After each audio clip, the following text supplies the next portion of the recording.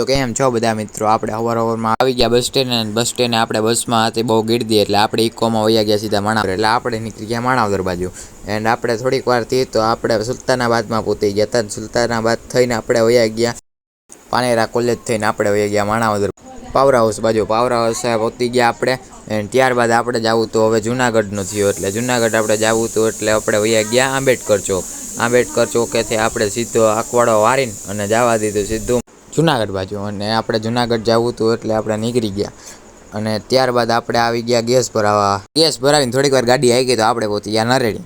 નરેડીમાં આપણે લસણવાળા ગાંઠિયાની સુગંધ લઈને પોતવા આવ્યા વંથલી. અને વંથલીના આપણે આંબા જોયા તો હે આંબા તો જો યાર, અહીંયા રાતે સિંહ દીપડા પણ આવી જતા હશે ક્યારેક ક્યારેક.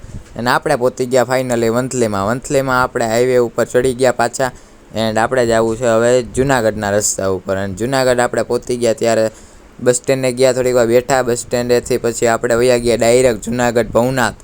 ને ભવનાથનો નજારો તો જો યાર, હા પ્રકૃતિ છે યાર એક બાજુની. એન્ડ થોડીક વાર અહીંયા બેઠા ત્યારે તો પછી આપણે આવી ગયા વાંદરા ભાઈ. એન્ડ વાંદરાને જવું તો આપણે ઓલી બાજુ અને વાંદરા ન જઈ શકીએ. અને આપણે પહોંચી ગયા ભારતી આશ્રમના ગેટ પાસે.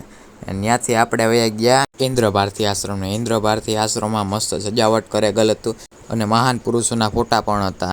એન્ડ ત્યારબાદ જોઈ શકો તમે રાતનો નજારો. રાતનો નજારો બહુ જ મસ્ત હતો. અને ત્યારબાદ આપણે જવું હતું ચકડોળ બાજુ. અને ચકડોળ તો એક હતા નહીં એટલે આનો ડાન્સ જોઈને આપણે વયા ગયા ભારતી આશ્રમે.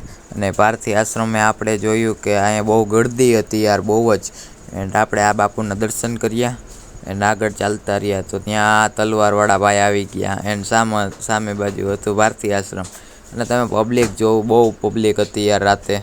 આ ચોથા દિવસનો નજારો છે એન્ડ આ જોઈ શકો છો ભારતી આશ્રમના બહારનો નજારો. બહારે બહુ પબ્લિક હતી યાર. એન્ડ આપણે વહી ગયા આપા ગીગાના હોટલે. અને આપા ગીગાના હોટલે તો બહુ મોટી લાઈન હતી પણ આપણે વચમાં કરી ગયા. અને વચમાં કરીને આપણે જમી લીધું તોય હજી પબ્લિક એટલી ને એટલી હતી. એન્ડ હવે મારે નથી ચાર્જિંગ એટલે આપણે મળીએ ચોથા બ્લોગમાં. Tata bye bye.